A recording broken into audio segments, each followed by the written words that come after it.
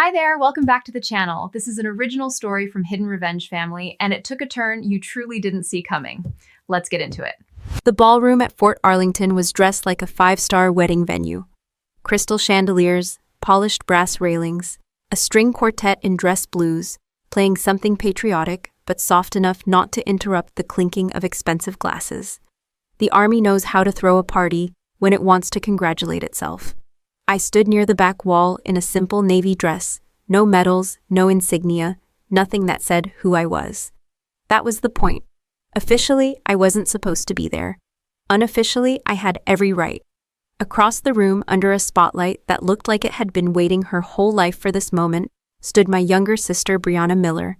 Perfect hair, tailored red gown, a smile calibrated for maximum sympathy. She held a plaque that read, "Outstanding Civilian Support to the Corps." People lined up to shake her hand. "Brianna, we couldn't have done it without you. Your logistical coordination during last year's emergency response was extraordinary. You're the backbone behind our brave men and women." She placed one hand gently over her chest each time someone praised her, as if absorbing the applause straight into her bloodstream. I watched in silence. My father, George Miller, stood next to her in a tuxedo that still didn't hide the fact he was a retired contractor who suddenly liked reminding people his father had been a decorated veteran. My mother, Evelyn, nodded at every compliment like she personally trained the entire U.S. military. Then Brianna's eyes found me. She didn't hesitate. She didn't look surprised. She looked annoyed. She leaned toward a group of officers and their spouses, then lifted her chin slightly in my direction. "Just don't let my sister's sad little act fool you," she said loud enough for the people around her to hear.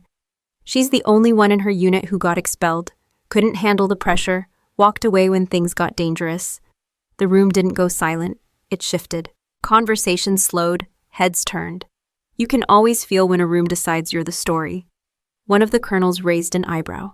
Expelled, Brianna nodded her expression carefully, balance between regret and embarrassment. They don't advertise those things, of course. But yeah, she abandoned her team. It was humiliating for the family. My mother sighed dramatically. "We tried to help her. Therapy, support, everything. But some people just aren't built for service." My father cleared his throat and looked directly at me. "Cassidy, this isn't really the right place for you. Tonight is about heroes." Heroes. I felt the word land and stay there. I didn't argue. I didn't rush forward. I didn't raise my voice.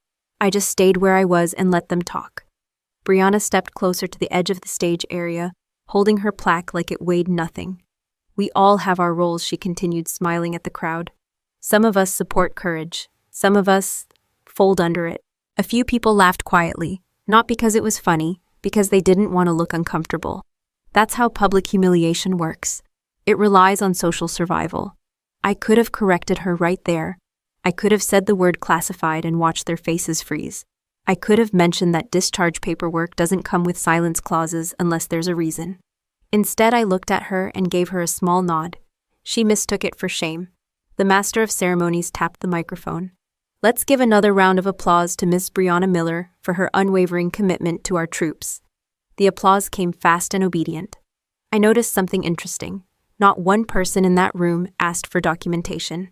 Not one person asked what unit. Not one person asked for dates. The uniform in the room mattered more than the truth outside it. Brianna stepped down from the small platform and walked directly toward me. Up close, her smile disappeared. "You have some nerve," she said under her breath. "I was invited," I replied calmly. "By who? Someone who knows the full story." Her jaw tightened. "You're not wearing anything that proves you belong here. I don't need to." She gave a short laugh. "That's right, you don't have anything to wear." I let that sit between us. She leaned in slightly. "You embarrassed us enough when you got kicked out. Don't start something tonight." "Kicked out," I repeated quietly. "You know exactly what I mean." I held her gaze. "Do I?" My father joined us. "Cassidy, leave. You're upsetting your sister on an important night." "Upsetting her?" I asked. "She seems pretty confident." My mother stepped in, lowering her voice but not her hostility. "This is about integrity and service. You forfeited that. Integrity." That word almost made me smile. I looked past them toward the officers still congratulating Brianna. I recognized two faces, not socially, operationally. Neither of them met my eyes. "Interesting," that I said evenly. "What exactly did Brianna tell you happened?" He frowned. We saw enough. An internal report. She got access through her contacts. You deserted your unit under fire. Did you read the full report, I asked. He hesitated for half a second. We read what mattered. Convenient, I said. Brianna crossed her arms. Stop trying to twist this. You couldn't handle combat. That's not a crime. But pretending you were some kind of hero, that's pathetic. I studied her face. She believed what she was saying, or at least she believed she'd get away with it. You're right about one thing, I said. I don't pretend. She rolled her eyes. You really should go. People are staring. They were staring before I said anything. My father straightened his shoulders. Cassidy, as your father, I'm asking you to leave this event so we can celebrate your sister without distractions. There it was, the final verdict. Delivered in a ballroom under a chandelier. I looked around one more time. Crystal glasses, medals, cameras, applause. Then I looked back at Brianna. You're enjoying this, I said quietly. She didn't deny it. It's called earning respect.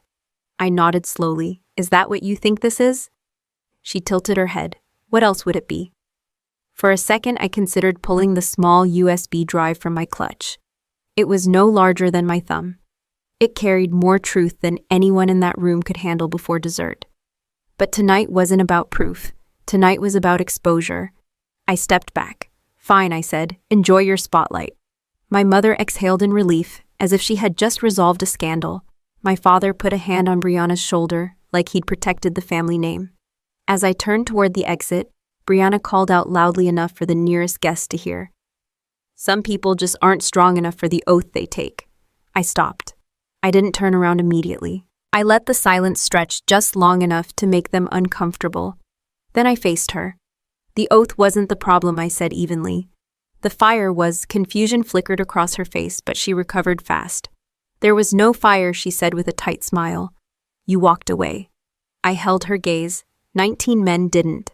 I didn't say it, not yet. Instead, I looked at the room full of decorated uniforms and expensive gowns and asked, have you ever watched someone else take credit for the worst day of your life and realized the crowd would rather believe the prettier version of the story? Tell me in the comments, have you ever been labeled the failure while the real truth stayed buried? Because it was inconvenient for everyone else, I walked out of that ballroom without looking back and drove straight to my parents' house because I knew they wouldn't let it go. The Miller house hasn't changed in 20 years. Same white siding, same flag out front, same framed photo of my grandfather in uniform hanging in the hallway like a silent judge. By the time I stepped inside, Brianna was already there. Of course she was. She moves fast when there's something to secure. My father was sitting at the dining table with a folder in front of him. Not a casual folder, the kind people use when they're about to make something official. My mother stood near the kitchen island, arms crossed like she was bracing for impact, but also ready to enjoy it. You shouldn't have shown up tonight, my father said before I even took my coat off. I was invited, I replied calmly. Not by family, my mother snapped. Brianna leaned back in her chair, still in that red dress, still glowing from applause. We need to settle this now. Settle what I asked. My father slid the folder toward me but kept his hand on it. The land, that got my attention. The land was my grandfather's. 40 acres just outside town. He bought it after he came back from Vietnam. Said he needed space where no one could order him around anymore. He left it in a trust to be divided between his grandchildren. Between us. I'm revising the beneficiary structure, my father said. Your name will be removed. I looked at him steadily. On what grounds? He inhaled sharply. On the grounds that you dishonored this family and this country. There it was, the verdict. Brianna reached into her purse and pulled out a stack of papers. She placed them carefully on the table like evidence in a courtroom drama. I didn't want to do this, she said, which meant she absolutely did. But Dad deserved the truth. I didn't touch the papers. What truth, I asked. She tapped the top page. Internal communication from someone still active. You were removed from your unit following a classified mission due to conduct violations. Conduct violations, I repeated. Desertion under threat, she added smoothly. You left your team exposed. My mother shook her head in disappointment. Your grandfather would be ashamed. I let that one pass. Did either of you verify this? I asked my parents. My father frowned. We trust your sister. That wasn't my question. He pushed the papers toward me now. We read enough. I glanced at the header. It was formatted to look official. Military language, acronyms, redactions. The kind of thing that convinces civilians because it looks complicated. But it wasn't complete. There were missing authentication codes, no proper chain of custody, no reference numbers that matched active documentation structure. It was good work, but it wasn't real. You know forging federal documents is a crime, right? I said, calmly. Brianna's expression didn't change. Be careful, I am. My father slammed his palm on the table. Enough. You don't get to accuse your sister of crimes after what you did. And what exactly did I do? I asked evenly. You abandoned your unit, he said slower this time, as if repetition would make it fact. Under fire, my mother nodded. Your sister has contacts. People talk. People talk, I repeated. Brianna leaned forward. You don't get to hide behind classified every time you're cornered. I'm not hiding, I said. I'm complying. With what she challenged. The law. That irritated her. My father opened the folder fully now. Inside were printed amendments to the trust, a handwritten note from his attorney, a draft ready for signature. I've already spoken to legal counsel, he said. Given the circumstances, reallocating your share to Brianna protects the property from reputational damage. Reputational damage, I asked. If it ever became public that one beneficiary deserted her post, it could complicate things. Complicate what? Selling hay. This isn't a joke, my mother snapped. I looked at the framed photo of my grandfather on the wall, uniform pressed, eyes steady. He hated excuses. He hated lies more. You're giving everything to her, I said. Yes, my father replied firmly. She's proven her commitment to service. I almost smiled at that. Brianna folded her hands together. You made your choices. We're just responding to them. And if you're wrong, I asked. We're not, she said quickly. I reached into my jacket pocket and felt the small USB drive resting there. Cold, light, quiet. Haven't you ever wondered, I asked my father, why there's no public record of my discharge? He hesitated. Or why no one from my unit has spoken about it. They're protecting themselves, Brianna answered before he could. From what I asked, from being associated with you, my father signed the amendment. The scratch of the pen across paper sounded louder than it should have. There, he said. It's done, just like that. Decades of family history transferred across a dining table because my sister handed them a convincing lie. I didn't yell, I didn't flip the table, I didn't beg. I picked up the forged report and studied it one more time. You went through a lot of effort, I said to Brianna. Truth requires documentation, she replied. No, I corrected her calmly. Lies require paperwork. My mother stepped between us. You need help. That's what this is, trauma. You can't accept what happened. I accept exactly what happened, I said. My father stood. Then accept the consequences. I placed the papers back down neatly. Okay, I said. That caught them off guard. Okay, Brianna repeated. You want the land? Take it. My father blinked. You're not going to fight this, not tonight. Brianna's eyes narrowed. You don't care. I looked directly at her. Oh, I care. I just wasn't going to fight a courtroom battle inside a dining room. There's a difference between reacting and preparing. As I turned to leave, my mother called after me. If you ever want to fix this, start by admitting what you did. I paused at the door. I didn't abandon anyone, I said evenly. Not that day. Brianna laughed softly behind me. Keep telling yourself that. I stepped outside into the cool night air and finally let myself breathe. The USB drive felt heavier now. They thought this was about inheritance, about reputation, about embarrassment at a banquet. It wasn't. It was about a mission that never officially happened. It was about 19 men who weren't supposed to survive. And it was about the kind of silence the military only keeps when the truth would cost more than the lie. I got into my car and sat there for a moment staring at my reflection in the windshield. They had sentenced me in their minds. They just didn't realize the appeal process had already started. I was standing at the pharmacy counter, holding a bottle of anti-anxiety medication that wasn't even for me when my debit card declined. I tried again. Declined. The pharmacist gave me that tight smile people use when they assume it's an overdraft issue. You might want to contact your bank. Behind me, Tom shifted his weight. He kept his eyes on the floor. Former staff sergeant, 2 tours, knee shattered by an IED, pride intact bank account, not so much. I've got it, he muttered. No, I said calmly. You don't. I stepped aside and pulled out my phone. My balance wasn't zero. The account was frozen. Frozen. That word doesn't happen by accident. I called the bank immediately. After 3 layers of automated menus and one human who sounded like she'd rather be anywhere else, I got the answer. Ma'am, there's a guardianship order on file. I'm sorry, what a petition was filed stating you were declared temporarily incapacitated due to documented psychological instability related to military trauma. The court approved restricted access pending review. I didn't react. Who filed it? I asked evenly. I can't disclose that over the phone, but the petitioner is listed as a family member. Of course it is. And the documentation, I asked. There's a physician statement attached and a notarized signature authorizing financial oversight. I never signed anything. There is a signature on file. I ended the call before I said something that would make this worse. Tom was watching me carefully. Everything good. Temporary glitch, I said. Give me a minute. I stepped outside and sat in my car. A guardianship petition requires medical documentation, a court filing, a hearing notice. I never received one, which meant one of 2 things. Either I had been deliberately excluded through false emergency claims, or someone manipulated the system well enough to bypass proper service requirements. I already knew the answer. I drove straight to the county clerk's office. The file was there. Petitioner Brianna Miller. Claim subject exhibits signs of combat-induced dissociation and impaired judgment. Supporting evidence.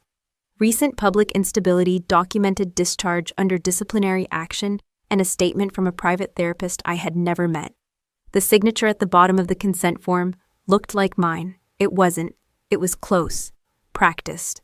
Clean. Brianna doesn't do messy crimes. I stood there reading the filing twice.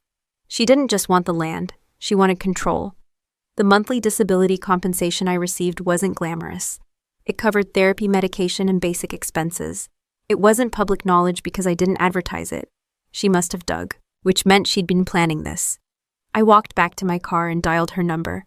She answered on the second ring. Busy, you filed for guardianship over me, I said calmly. She didn't deny it. I did what needed to be done. You forged my signature. You're not stable, she replied smoothly. You embarrassed yourself at the banquet. You're paranoid. You talk about classified missions that don't exist. I never talked about details. You don't have to, she said. Your silence says enough. You committed fraud. She laughed softly. No, I protected family assets. That money isn't family money. It is if you're incapable of managing it. There it was, the strategy. If she could legally position me as unstable, she could control my finances, my property, even my medical decisions. You really think a judge is going to believe I can't function? I asked. You haven't exactly built a case for normalcy, she replied. No job. No public service record. No discharge explanation. I leaned back in my seat. You're playing with federal benefits. I'm playing with reality, she corrected. You lost your grip on it a long time ago. You're not as smart as you think, I said quietly. I'm smart enough, she replied. And I'm proactive. She hung up. I stared at the steering wheel for a long second. She'd escalated. This wasn't social humiliation anymore. This was financial sabotage with legal paperwork attached. I drove back to the pharmacy. Tom was still there pretending to read a poster about flu shots. Card issue, I said. It's handled. I paid in cash. On the way out, he stopped me. You sure you're good? Define good, I replied. He gave me a look. The kind soldiers give when they know something's wrong but won't push. You don't owe me anything, he said. I know, but that wasn't the point. I dropped him off at his apartment and drove home. My mailbox had a certified letter waiting. Temporary financial conservatorship order. Effective immediately. She moved fast. I went inside, sat at my kitchen table, and laid everything out. The forged report about my desertion, the trust amendment removing me from the land, the guardianship petition claiming I was mentally incompetent. 3 moves in under 48 hours. That's not panic. That's a plan. I pulled out my laptop and accessed my secure external drive. The folder labeled Ghost File stared back at me. Inside were mission briefings that never made headlines. After-action reports with redactions so heavy they looked like blackout poetry. Communications logs that proved chain-of-command decisions. And a sealed commendation draft that was never publicly issued. Brianna thought she understood exposure. She didn't. I zoomed in on one specific document, medical evaluation summary, following Operation Ember Ridge. Status cleared for continued command pending, classified review, no discharge, no desertion, no disciplinary removal. I closed the file. If I submitted this to the court, it would trigger federal oversight. It wouldn't just hurt Brianna. It would drag the army into explaining why a mission involving 19 soldiers was buried. That wasn't a small lever. I leaned back and considered my options. She wanted to paint me unstable. Fine. Then I would be controlled, precise, measured, unemotional in public. Because nothing irritates a manipulator more than losing the ability to provoke. My phone buzzed. Unknown number, I answered. A male voice, calm, direct. Is this Phoenix? I didn't respond immediately. Ma'am, he corrected himself. We heard there's noise around your name. My pulse didn't change. Who's this? I asked. You pulled me out of a burning vehicle 5 years ago, he said. I don't forget debts. I closed my eyes briefly. He continued. If someone's trying to rewrite history, you might want to know you're not alone. I'm aware, I replied. We're watching, he said. Just say the word. I ended the call without promising anything. Because this wasn't about unleashing chaos. It was about timing. Brianna believed she was tightening control. She didn't realize she was building a paper trail.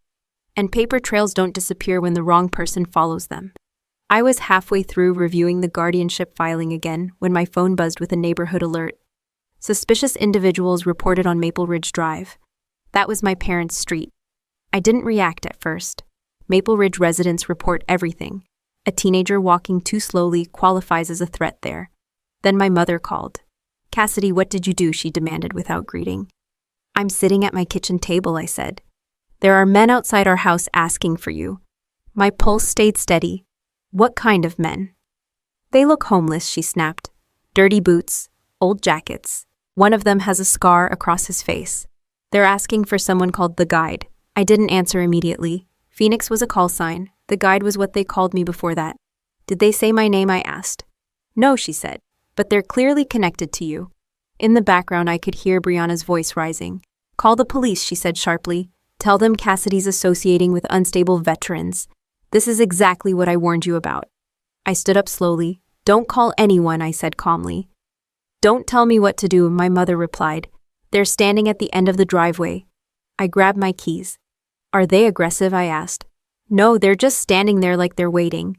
That sounded right. I hung up and drove toward Maple Ridge. By the time I turned onto the street, a patrol car was already parked near the curb. Brianna doesn't waste time. 4 men stood near the mailbox at the edge of the driveway. They weren't homeless. They weren't unstable. They were standing at parade rest. Boots scuffed but polished. Hair cut within regulation. Posture straight. The officer was speaking to the one with the scar. Ma'am reported suspicious behavior, the officer said. We're not trespassing, the scarred man replied evenly. We're looking for someone. Who? The officer asked. The Guide. The officer glanced at Brianna, who stood on the front lawn in a cream blazer like she was hosting a press conference. They're lying, she said loudly. They're here because of my sister. She's mentally unstable and associates with dangerous people. I parked and stepped out of my car. Every one of the 4 men shifted slightly when they saw me. Not toward me. With recognition. The officer turned. Ma'am, do you know these individuals? Yes, I said calmly. They're not a threat. Brianna's head snapped toward me. You admit it? I know them, I corrected. That doesn't make them criminals. The scarred man's eyes met mine briefly. He didn't smile. He didn't salute. Smart. We were told she might be here, he said to the officer nodding toward me. We're leaving. The officer looked at me again. There's been a complaint about harassment. There's no harassment, I said. They asked a question. That's legal. Brianna crossed her arms. They're clearly not from around here. That's not illegal either, I replied. The officer hesitated, then stepped back toward his car. If there are no further issues, I suggest everyone clears out. The men didn't move until I gave a small nod. They walked back toward a black SUV parked down the street. Brianna laughed under her breath. You see this? This is exactly why the court was right. I faced her fully now. You called the police on 4 active-duty soldiers, I said evenly. She scoffed. Don't be dramatic. They're not homeless. They look homeless. Your ignorance doesn't change their service record. Her expression tightened. You're proving my point, she said. You surround yourself with unstable veterans, and then act surprised when people question your judgment. They didn't threaten you, I said. They didn't step on your lawn. They asked for someone. For some fantasy nickname, she shot back. It's not fantasy. My father stepped forward.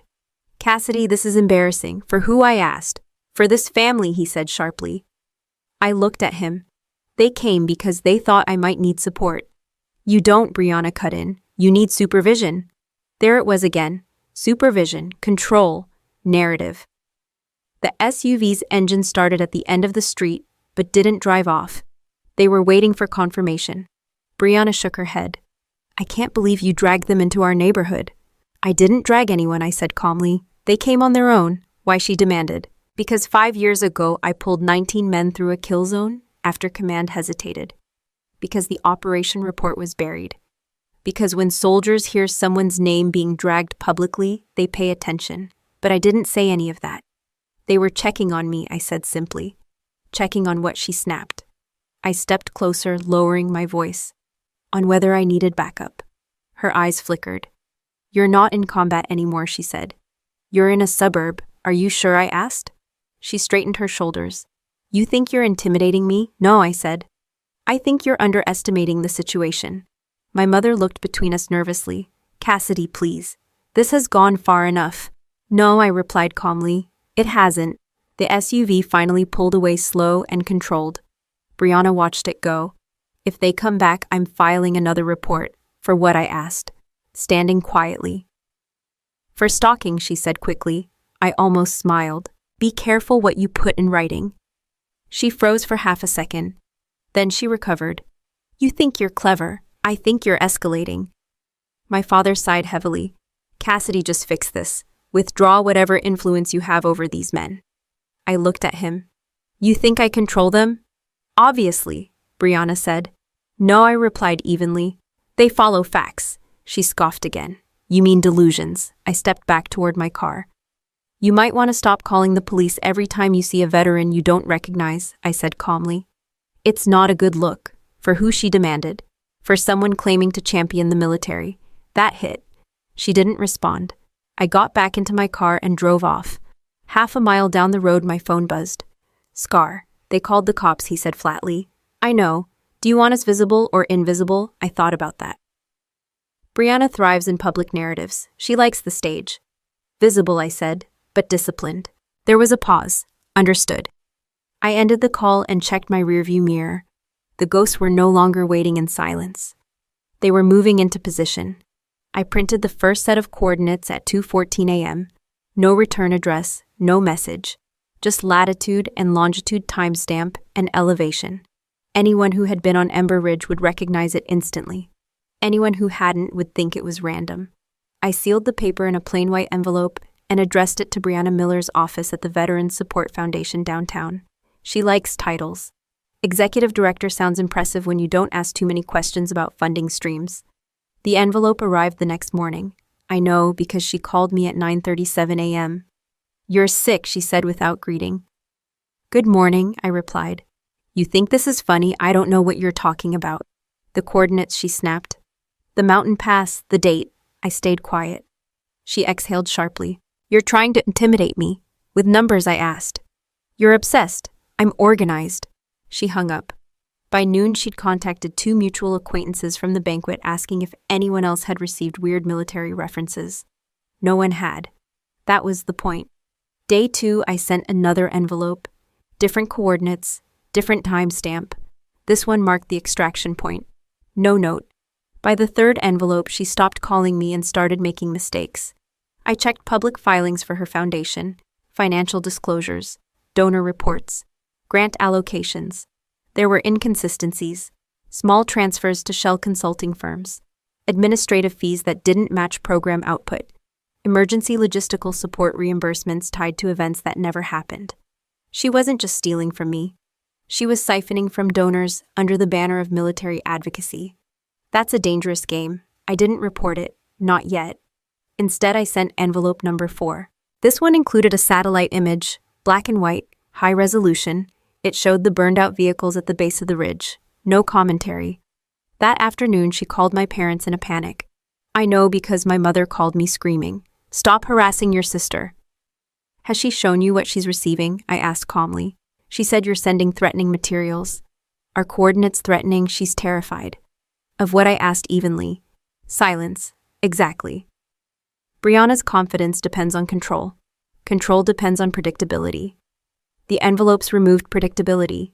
She didn't know what I had. She didn't know who else knew. She didn't know whether the next envelope would go to her office or somewhere public. By the end of the week, she'd hired a private attorney. I saw the filing requesting an expedited hearing to reinforce the guardianship order. She claimed escalating harassment consistent with paranoid fixation. That was bold. At the same time, 2 of her foundation's vendors quietly dissolved their contracts. People get nervous when paperwork starts moving in the wrong direction. I drove past her office one evening just to observe. Through the glass windows, I could see her pacing phone pressed to her ear. Her posture wasn't stage-ready anymore. It was defensive. She doesn't like unknown variables. I went home and opened the ghost file again. There was one name in the contact list I hadn't used yet. Vance Thorne, General, 4 stars, currently assigned to Strategic Operations Oversight. He was the only senior officer who had full clearance on Ember Ridge. He was also the one who signed the sealed commendation draft that never went public. I stared at his number for a long second. You don't casually call a 4-star general, but this wasn't casual. I dialed. His aide answered first. "This is Colonel Miller," I said evenly. There was a pause. Hold. 2 clicks later, his voice came on the line. "Cassidy, no rank correction, no surprise. Sir." "I've been expecting this call," he said. "Because of the noise," I asked. "Because of the pattern," he replied. "Your name surfaced in 3 separate inquiries this week. That was fast." "People watch when decorated officers are suddenly labeled deserters," he said. Calmly, "I'm not decorated," I said. "You are," he corrected. "It just never went public." Silence stretched for a moment.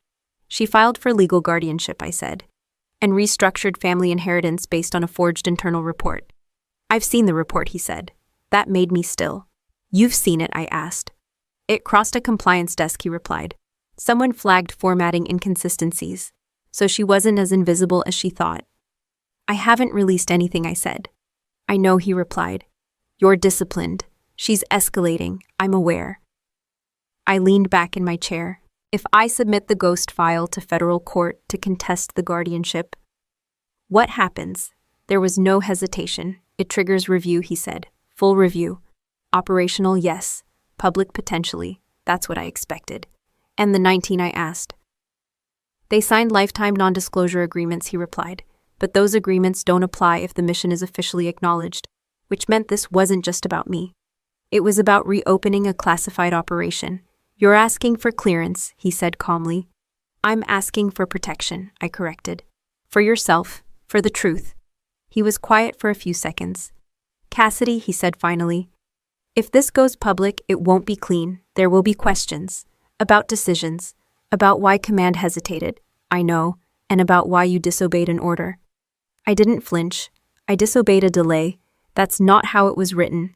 "No," I said evenly. "It's not." Another pause. "The core anniversary ceremony is in 2 weeks," he said. "I'm aware. There will be senior leadership present." "That's convenient," I replied. He didn't respond to the sarcasm. "If you're going to force daylight," he continued, "do it where it can't be buried." "I'm not forcing anything," I said. "I'm responding." "Of course you are," he replied. We both understood the difference. "I'll review options," he said finally. "Do nothing reckless." "I won't, Colonel."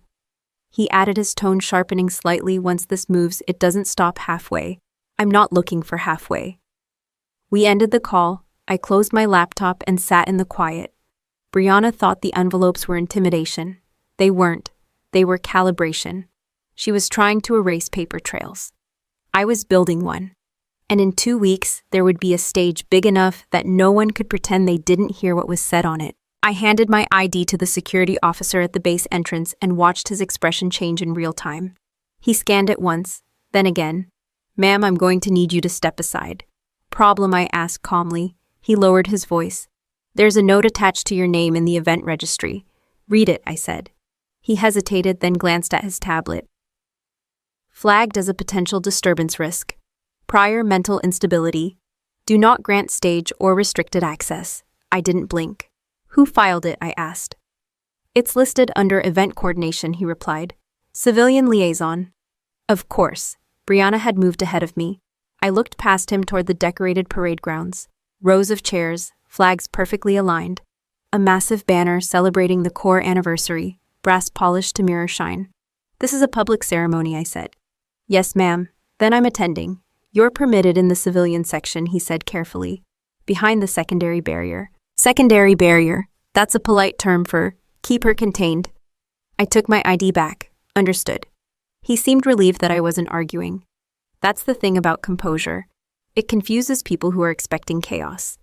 As I walked toward the main seating area, I saw her, front row, cream suit this time, hair pulled back tight, sitting between two generals like she belonged there. She spotted me immediately.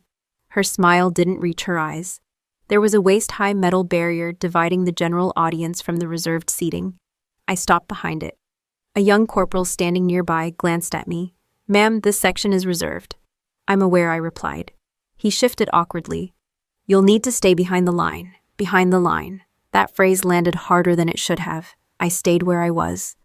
From this angle, I could see Brianna lean slightly toward one of the generals and whisper something. He glanced back at me briefly, then returned his attention to the program. She looked back at me and mouthed something. I couldn't hear it, but I could read lips. Coward. A few minutes later, during a break in the opening remarks, she stood and walked toward the barrier. She didn't have to. She chose to. You made it past the gate, she said lightly. They let civilians in, I replied. She glanced at the corporal. I'm surprised they didn't check her mental health clearance. The corporal stiffened. I'm fine, I said calmly. Thank you for your concern. She tilted her head. You know this is where you belong. Behind a fence, I asked. Yes, she said without hesitation. Where people who run from duty stand. A couple of nearby guests shifted uncomfortably. No one interrupted. I didn't run, I said evenly. That's not what your record says. You've seen my full record, I asked. I've seen enough. That word again. She leaned closer to the barrier. You tried to embarrass me with your little envelope stunt. This is what accountability looks like. This I asked. Public acknowledgement of who you really are. I studied her face. She believed proximity to power made her untouchable. You filed a mental instability warning with base security, I said quietly. It was precautionary, she replied smoothly. You've been unpredictable. I sent you numbers, I said. That's not unpredictability, it's obsession. The band began playing again, signaling the next segment of the ceremony. She straightened her jacket. You could still walk away, she said softly, before you make this worse. For who, I asked. For yourself, she replied. You're outmatched here. I glanced at the rows of uniforms in front of us. By seating arrangement, I asked. She smiled tightly. By credibility. Then she stepped back into the reserved section. I remained behind the barrier. The ceremony continued. Speeches about sacrifice, unity, brotherhood, honor. Each word felt heavier than the last. A decorated colonel spoke about courage under fire. A logistics officer praised civilian support networks. Applause rose and fell in perfect rhythm. From where I stood, I could see Scar 2 sections over in civilian clothes. Not in uniform, just watching. He didn't approach. Discipline. 2 more familiar faces were scattered through the crowd, spread out, observing, visible but controlled. Exactly as instructed. Brianna laughed at something one of the generals said. She leaned in comfortably, fully at ease. At one point, she glanced back again and called out just loud enough for the people near her to hear. Stay where you are, Cassidy. That's your place. A woman in pearls turned and looked at me with open curiosity. I met her gaze calmly. My place, I repeated. Yes, Brianna continued. Behind the fence, where the ones who couldn't handle it belong. I didn't respond immediately, because anger is what she wanted, and I wasn't going to give her that. Instead, I rested my hands lightly on the top of the metal barrier and watched the stage. The Master of Ceremonies announced the upcoming keynote address, General Vance Thorne. Brianna's posture shifted slightly. She hadn't expected that. Interesting. As the general stepped onto the stage, the entire audience stood, including me. He began with standard remarks. Gratitude, history, tradition, then his tone changed. There are stories, he said calmly into the microphone, that don't always make headlines. Brianna's smile faded just a fraction. Operations, he continued, that remain classified longer than the public understands. I stayed still, from behind the barrier, exactly where she thought I belonged. He scanned the crowd once before continuing, and sometimes he said evenly, the difference between survival and catastrophe. comes down to one officer's refusal to wait. The air shifted. Brianna's jaw tightened. She glanced at me again. I didn't move. Not yet. Because sometimes the strongest position isn't front row. It's the one they tried to confine you to right before the line disappears. I pushed off the metal barrier and stepped into the aisle before I gave myself time to reconsider. No rush, no dramatic gestures. Just a steady walk down the center path between folding chairs filled with pressed uniforms and polished shoes. On stage, Brianna adjusted the microphone. General Thorne had finished his remarks without naming names. Deliberate, controlled. He stepped aside as the master of ceremonies announced the next speaker, Ms. Brianna Miller, in recognition of her extraordinary civilian leadership and support. Applause rolled forward. She rose smoothly, smiled at the generals beside her, and walked onto the stage like she'd rehearsed this her whole life, because she probably had. I kept walking. From the back rows, people began to notice. A murmur moved through the crowd, not loud, just curious. Brianna gripped the podium. Today she began confidently, "We celebrate courage." Not just on the battlefield, but behind the scenes. Her voice carried easily across the field. "Some of us don't wear the uniform." She continued, placing a hand over her chest again. "But we stand just as firmly in support of those who do." I stopped halfway down the aisle. Close enough to be seen, far enough not to interrupt. She didn't look at me yet. During a critical overseas mission several years ago, she went on, I worked closely with logistical teams to ensure supplies and extraction coordination were handled without delay. That was new. There had been no civilian logistical support embedded in Ember Ridge. None. She was rewriting history in front of people who didn't know the difference. I was told afterward, she said, voice tightening slightly for dramatic effect, that the support structure we provided helped save an entire squad. An entire squad. 19 men. My jaw tightened, but I kept walking. She lifted something from behind the podium, a medal. It wasn't regulation issue. The ribbon color was slightly off. The engraving looked polished but unofficial. Still from a distance it passed. This, she said, holding it up, was given to me privately in gratitude. Privately, of course. The murmurs grew louder. I reached the front row. She finally saw me clearly. Her composure flickered for half a second. Then it snapped back into place. And while not every story ends in honor, she continued pointedly, those who remain steady deserve recognition. I stepped into the open space near the stage stairs. No shouting, no interruption, just presence. One of the event coordinators moved toward me nervously. "Ma'am, this area is restricted." "I'm aware," I said calmly. Brianna's voice sharpened. "Some people," she said into the microphone, now eyes locked on me, "cannot accept their own failures and attempt to disrupt others' success." That got attention. All eyes turned fully toward me. I didn't stop walking. The metal steps to the stage were 3 feet away. Brianna's face hardened. "Security," she snapped, suddenly dropping the performance tone. "Remove the deserter." The word hit the crowd like a spark. 2 military police officers stationed near the perimeter started moving. I didn't accelerate. I didn't resist. I reached the bottom of the steps and stopped. General Thorne hadn't moved from his position off to the side of the stage. He was watching. Brianna leaned over the podium. "You abandoned your unit," she said loudly. "No microphone filter. You don't get to stand here." I met her eyes evenly. "I didn't abandon anyone," I replied, voice steady, but firm enough to carry. The crowd shifted again. One of the MPs reached my side.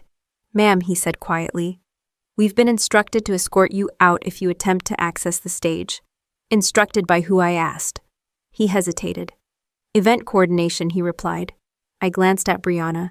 She held the fake medal higher like a shield. "You see," she said into the microphone again, regaining her rhythm. "This is instability. This is why difficult decisions have to be made." "You forged that medal," I said calmly. Gasps rippled through the front rows. She laughed sharply. "You're delusional." "Who signed it?" I asked. "It was a private acknowledgement." "From which commanding officer?" I continued. She didn't answer. Instead, she raised her voice. "Security removed this individual immediately." The MPS shifted closer. I didn't resist. I didn't look angry. I looked at General Thorne. He finally stepped forward. "Hold," he said quietly. It wasn't shouted. It didn't need to be. The MPs froze mid-step. Brianna turned toward him quickly. "Sir, she's disrupting." He didn't look at her. He looked at me. "Colonel," he said. Evenly. The word carried further than any shout. The crowd fell into sudden silence. Brianna's expression drained of color. I believe he continued calmly. You were about to correct the record. I didn't move immediately. I didn't step up the stairs yet. I just stood there, letting the weight of that single word settle over the audience. Colonel, not deserter, not unstable, not failure. Brianna's grip on the podium tightened. That's not official, she said quickly. Her record is classified. General Thorne replied without turning toward her. An incomplete in public archives. The fake medal in her hand suddenly looked small. I stepped onto the first stair. No one stopped me. No one dared. Brianna backed slightly away from the podium. You can't just, she started. I can, the general said calmly. I reached the stage level and stopped a few feet from her, close enough to see the fine tremor in her fingers. You claimed logistical involvement in an operation, I said evenly. Name the grid reference. She stared at me. Silence. Name the terrain, I continued. Her lips parted slightly. You can't, I said. She tried to recover. This is harassment. No, I replied. This is clarification. The crowd was no longer murmuring. They were listening, closely. And for the first time since this started, Brianna wasn't controlling the room. I stood on that stage with Brianna frozen beside the podium and the entire base holding its breath. For a second, no one moved. Then the steel service door at the side of the grandstand swung open, not dramatically, not theatrically, just firmly. Military police entered first. Controlled formation, not aggressive, just official. Behind them walked General Vance Thorne. He didn't glance at Brianna. He didn't acknowledge the fake medal in her hand. He walked straight toward me. Every step was deliberate. When he stopped in front of me, he came to full attention. Then he rendered a textbook salute, sharp, precise, unmistakable. Colonel Miller, ma'am, he said clearly, voice carrying across the field. The 19 men you dragged through the fire are waiting for you. The silence that followed felt heavier than any applause. Behind him, along the edge of the stage, 19 men stepped into view. Not in dress blues, not in ceremonial display. Operational uniforms, service patches, real ribbons. Scar was there. So were the others I'd spotted in the crowd. They lined up in formation. No theatrics, just presence. Brianna's breathing became audible in the microphone she still clutched.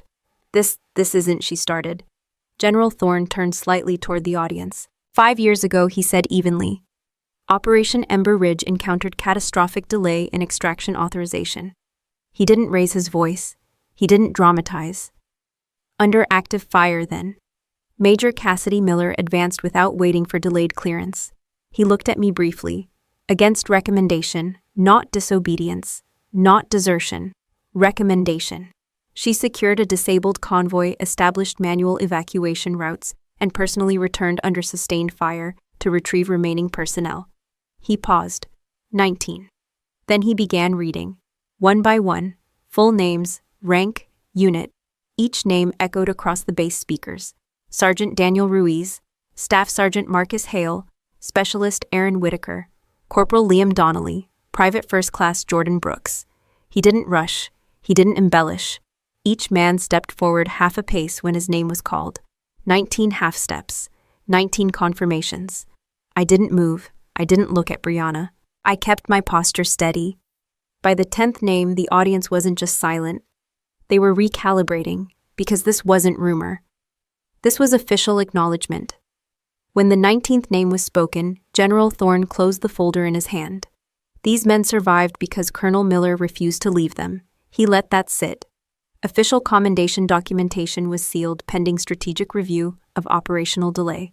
Strategic review. That's polite language for someone higher up hesitated. He continued, no record of desertion exists. No disciplinary removal occurred. Any document suggesting otherwise is fabricated. Fabricated. The word landed cleanly. Brianna took a step back. Her microphone slipped slightly in her grip. That's not, she tried again. General Thorne finally turned toward her. Mrs. Miller, he said evenly. You submitted a falsified internal report to multiple civilian entities and attempted to influence base security protocols using unverified psychological claims. Her face strained completely now. I was protecting, she began. You were exploiting, he corrected. The military police shifted positions subtly, not grabbing her, not yet. The general faced the audience again. Integrity matters, he said calmly, especially when invoked publicly. Then he looked back at me. Colonel Miller, he said, still at attention on behalf of the United States Army. Your service is acknowledged. He lowered his salute. I returned it. Nothing dramatic, just correct. The 19 men behind him came to attention as well. Scar's eyes met mine briefly. No smiles, no celebration, just confirmation. Brianna looked around as if searching for someone to validate her version of events. The generals she'd been sitting beside avoided eye contact. The audience wasn't whispering anymore. They were watching her. Not me, her. She tried one last time. This is a misunderstanding, she said weakly.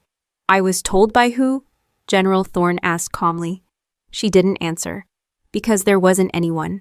She built the story herself. The fake metal slipped from her hand and hit the stage floor with a dull metallic sound. It didn't bounce, it didn't shatter, it just lay there, unimpressive. General Thorne nodded slightly to the MPs. They stepped forward. Ms. Miller, one of them said evenly. We need you to come with us. For what? She demanded, voice cracking now. Preliminary investigation into fraudulent documentation, impersonation of military authority, and attempted financial exploitation connected to falsified records. The crowd absorbed that in silence. She looked at me, not angry anymore, not confident, just stunned. You did this, she whispered. No, I said calmly. You did. The MPs guided her toward the side exit. No cuffs yet, just control. As she passed the line of 19 men, none of them looked at her. That was deliberate. When she disappeared through the steel door, the air seemed to reset. General Thorne addressed the audience once more. Let this serve as a reminder, he said evenly, that honor is not decorative. It is earned under pressure. Then he stepped aside. He didn't introduce me. He didn't prompt applause. He didn't need to. Because the truth doesn't require background music. I stepped forward to the microphone. Not to give a speech. Just to correct one final detail. I didn't drag anyone through fire, I said calmly. We moved together. Then I stepped back. No dramatic exit. No victory pose. Just 19 men standing where they were always meant to stand. Visible. I stepped down from the stage without waiting for applause because that wasn't why I was there. Behind me, General Thorne was already speaking quietly with the investigative officers. The fake metal was sealed in an evidence bag. The forged internal report that Brianna had circulated was projected onto a side screen for verification. Formatting errors were highlighted in red. Missing authentication codes. Fabricated clearance stamps. Clean work if you didn't know what to look for. The 19 men dispersed in controlled fashion, but they didn't leave. They stayed within visible range, not for intimidation, for solidarity. Across the field I saw my parents standing near the reserved section. They looked smaller than they had earlier. My father's posture wasn't firm anymore. My mother's confident expression was gone. When I approached, they didn't wait for me to speak. My father stepped forward first. Cassidy, he said, voice unsteady. We didn't know. You didn't ask, I replied. My mother's eyes were red. She showed us documents. Did you verify them? I asked calmly. Silence. We trusted her, my father said weakly. You trusted what was convenient, I corrected. Behind us, 2 military police officers escorted Brianna back into view briefly. Not for ceremony, for processing. Her civilian liaison credentials were removed on site. Her foundation access was suspended pending federal audit. The investigation into financial fraud was already underway. Because when you falsify military documentation and use it to obtain financial or reputational gain, it stops being family drama. It becomes federal. My mother's voice cracked. We were trying to protect this family. From what I asked evenly. My father swallowed. From scandal. You created one. He looked down. My mother did something I didn't expect. She dropped to her knees. Right there on the parade ground. Please, she said. We were wrong. My father followed. I didn't rush to lift them. I didn't dramatize it. I just stood there. You removed me from Granddad's land, I said calmly. You signed legal amendments based on forged evidence. We'll reverse it, my father said quickly. Immediately. You filed no contact advisories with base security, I continued. You supported a false guardianship petition claiming I was mentally unstable. We believed my mother started. You believed the version that required the least effort from you, I said. That landed, because it was accurate. Brianna was placed into a transport vehicle a few yards away. No public display, no shouting, just procedure. She looked at me once before the door closed. Not with hatred, with disbelief, because she truly thought she could manage the narrative forever. My father reached toward me. "Cassidy, we're your parents." "Yes," I said. "That has to count for something." "It did," I replied. "Until you decided reputation mattered more." He flinched. I reached into my jacket and pulled out my retirement identification card. The one with my rank, my service record, my clearance history. I held it up briefly so they could see it clearly. "I earned this," I said evenly, "with blood, with risk, with decisions you never had to make." My mother was crying openly now. "You don't have to cut us off," she pleaded. I walked past them toward a nearby folding table where event materials were stacked. I placed the card down on the surface in front of them.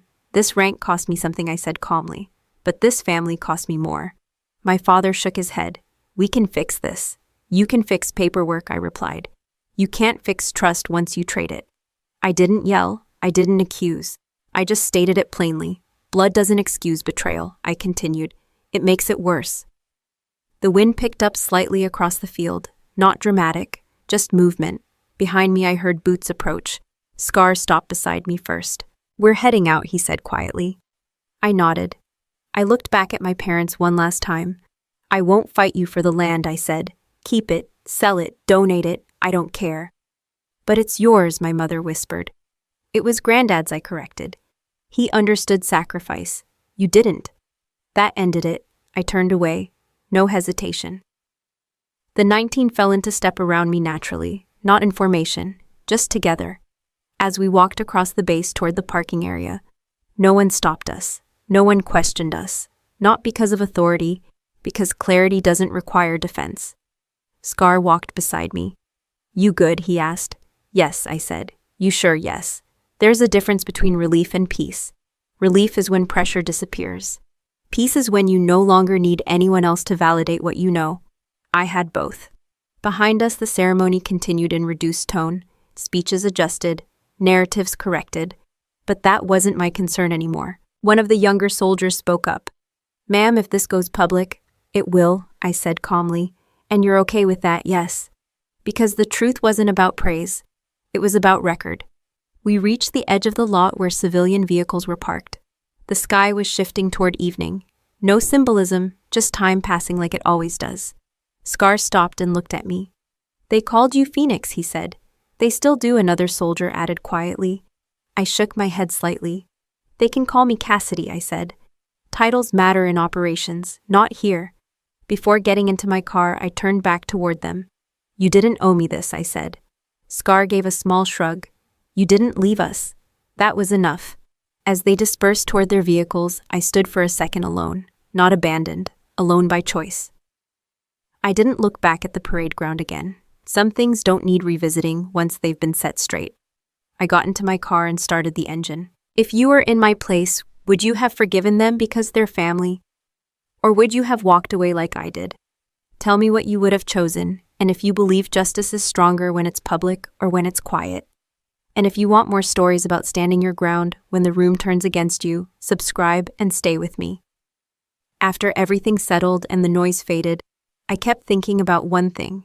Not the salute, not the arrests, not even the fake medal. I kept thinking about how easily people believed her.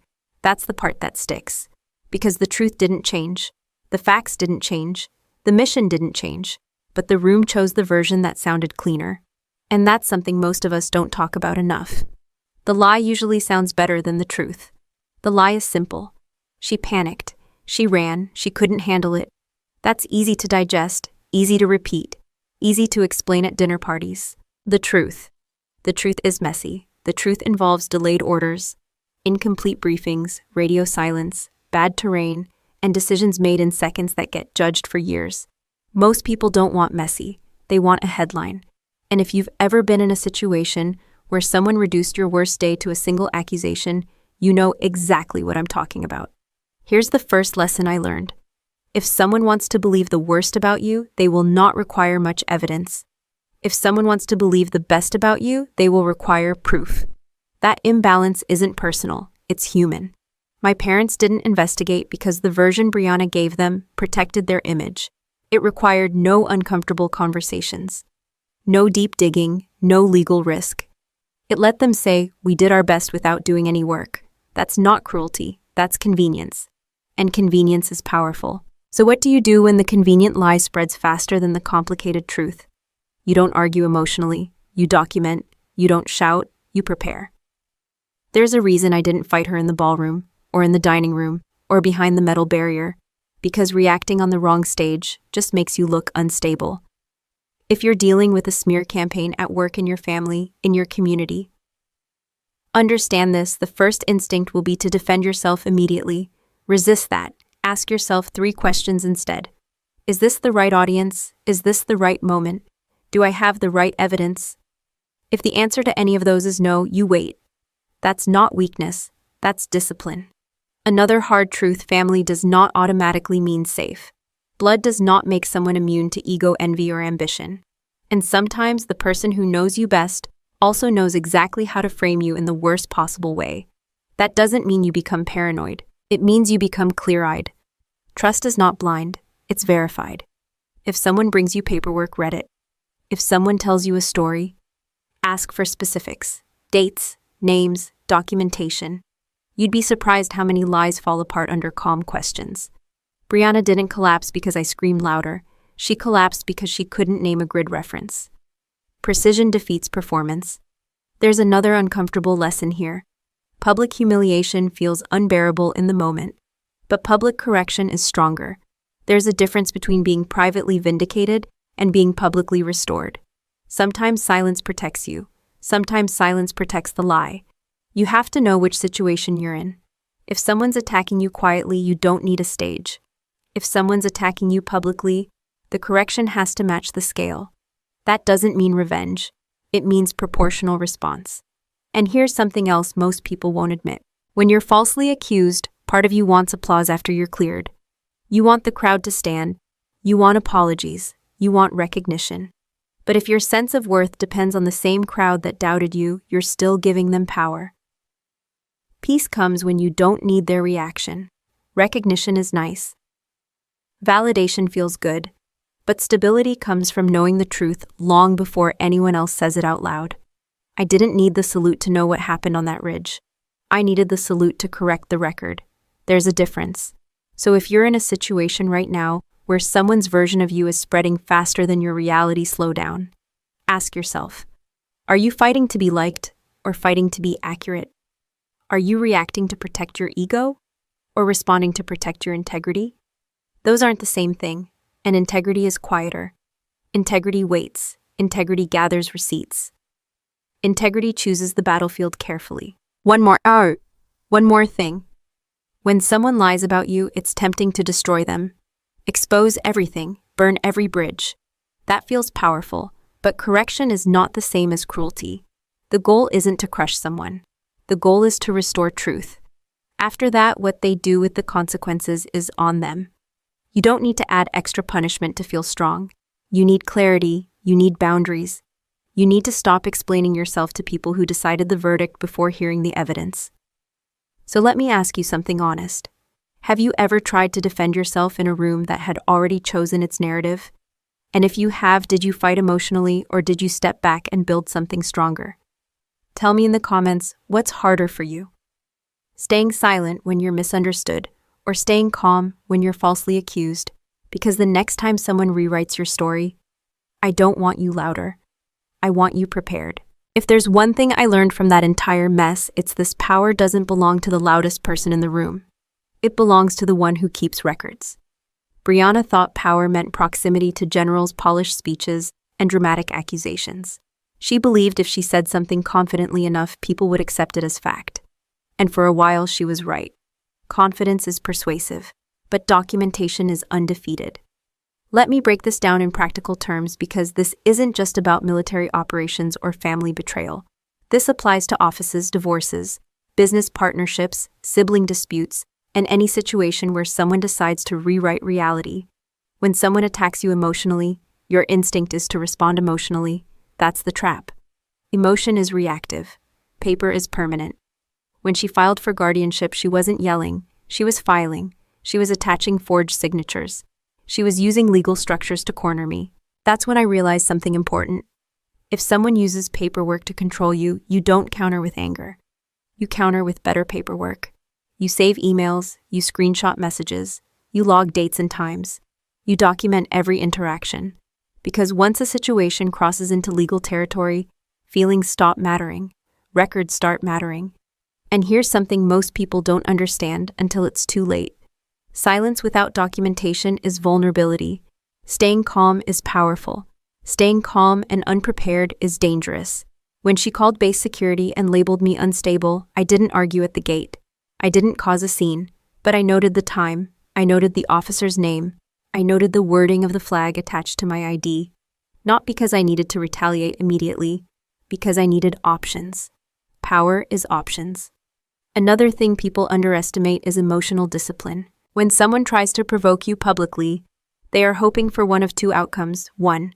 You explode and confirm their narrative. 2.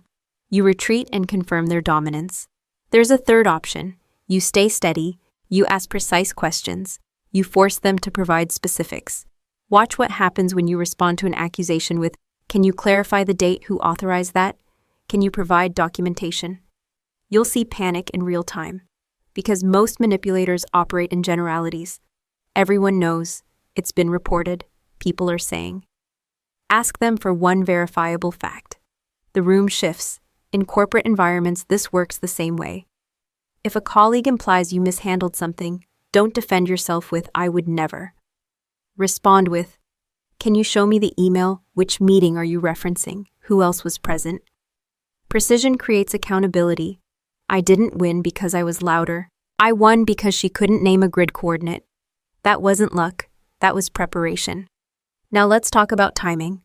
There's a difference between proving someone wrong and choosing the right moment to do it.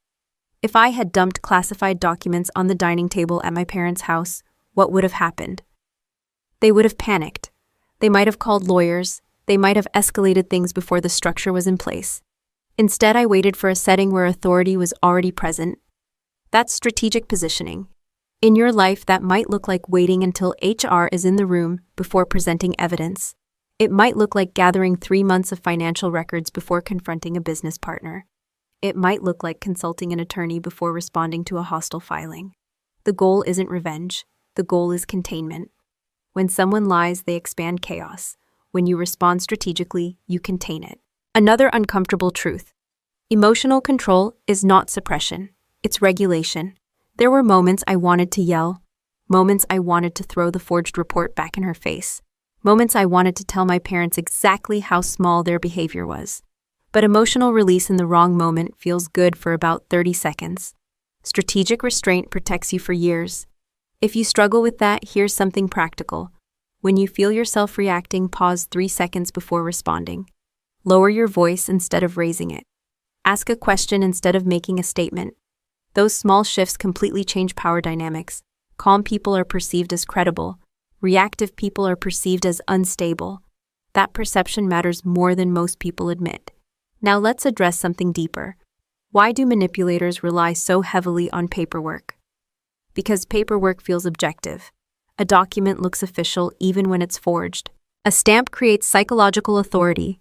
So if someone weaponizes documentation against you, don't be intimidated by the formatting. Verify it. Look at header alignment. Check for authentication numbers. Confirm issuing departments. Fraud hides in details, and when you expose it calmly, credibility transfers instantly. One more thing I want you to understand. Not every attack requires public exposure. Sometimes a quiet legal correction is enough. Sometimes a direct conversation backed by evidence resolves the issue. But when someone escalates publicly, when they try to redefine you in front of an audience, silence becomes agreement. That's when you match visibility with clarity, not drama, clarity. If you're in a situation right now where someone is manipulating a narrative about you, ask yourself, are you reacting emotionally or are you building leverage? Are you trying to win the argument or are you trying to secure the outcome? Winning arguments feels satisfying. Securing outcomes changes your life. And here's the final lesson from that entire situation. You don't need to destroy someone to regain power. You need structure. You need evidence. You need timing. When the truth finally surfaced, it didn't look dramatic. It looked organized. It looked verified. It looked undeniable. That's real power. So let me ask you something. If someone accused you tomorrow in front of your boss, your family, or your community, would you have receipts or would you have emotions? Because one of those wins in the long run. Tell me in the comments. When conflict hits your life, do you react first or record first? People think the hardest part of a situation like mine is the exposure. It's not. The hardest part is what comes after the truth is out. After the apologies, after the charges, after the public correction. That's when you have to decide whether you're staying or leaving. And leaving doesn't always mean physically moving. Sometimes it means emotionally detaching. Sometimes it means redefining what access people have to you. I didn't walk away from my family because I hated them. I walked away because I understood something clearly for the first time. Forgiveness and access are not the same thing. You can forgive someone and still decide they don't get front row seats in your life anymore. A lot of people struggle with that. They think forgiveness requires reunion, reconciliation, holidays together, smiling for photos. It doesn't. Forgiveness is internal. Reconciliation is conditional. Reconciliation requires accountability, change, and time. And not everyone is willing to do that work. When my parents knelt on that parade ground, it wasn't manipulation. It was shock. It was guilt. It was fear. But guilt isn't repair. Tears aren't restoration. Trust rebuilds slowly, and sometimes it doesn't rebuild at all. Here's something most people won't say out loud. You are allowed to outgrow your family's expectations. You are allowed to choose peace over loyalty. You are allowed to protect yourself from people who share your DNA. That doesn't make you cold. It makes you honest.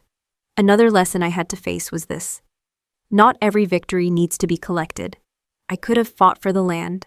I could have reclaimed the inheritance. I could have leveraged public sympathy. But sometimes holding on to something keeps you tied to the same cycle. Letting go isn't always loss. Sometimes it's leverage over yourself. If you've ever stayed in a relationship, partnership, or family dynamic longer than you should have, because you didn't want to waste what you invested, you understand this. We overvalue sunk cost. We undervalue future peace. Peace is not dramatic. It's quiet. It's boring. It's stable. And after chaos, boring feels incredible. There's another truth I want you to hear clearly. Walking away without bitterness is not automatic. It's intentional. Bitterness feels justified. It feels powerful. It feels earned. But bitterness keeps you attached to the person who hurt you. It makes them central in your mind. Peace requires detachment. Detachment requires acceptance. Acceptance requires reality. My reality was simple. My sister chose ambition over integrity. My parents chose comfort over investigation. I couldn't change that. What I could change was how much influence they had over my emotional state. So I set boundaries, clear ones, limited contact, legal separation of financial ties, no more explanations, no more defending my name in private rooms. If they wanted a relationship later, it would start from respect, not nostalgia. That's something I encourage you to think about in your own life. Where are you tolerating disrespect because it comes from someone familiar? Where are you staying silent because it's easier than confrontation? Where are you choosing loyalty over self-respect? Self-respect is not arrogance. It's alignment. It's acting in a way that protects your long-term stability, not your short-term comfort. And here's something I've learned about peace. You don't find it by winning. You find it by deciding you don't need to keep fighting. That doesn't mean you stop defending yourself when necessary. It means you stop engaging in unnecessary battles. It means you don't argue with people who have shown you they prefer their narrative over your truth. It means you stop trying to prove your value to someone who already discounted it. I didn't walk away because I was defeated. I walked away because the objective was complete. Truth restored, record corrected, integrity intact. Staying would have been ego. Leaving was clarity. If you're watching this and you're in the middle of something similar, family tension, betrayal, false accusations, ask yourself this. If you were fully vindicated tomorrow, would you actually want to go back to the same dynamic? Or would you realize that the exposure was a doorway out? Sometimes crisis reveals incompatibility. Sometimes betrayal exposes weakness in relationships that were already fragile.